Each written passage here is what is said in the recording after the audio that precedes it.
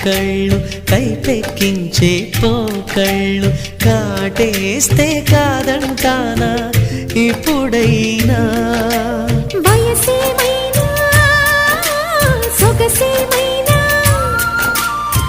మరపించే మనసేమైనా నవ్వు నవరాత్రి నీ కోసం తీసుకువస్తున్నా మైనా ఏమైనావే మన్మథ మాసం అయినా ఎంతైనా ఇది మెత్తని మోసం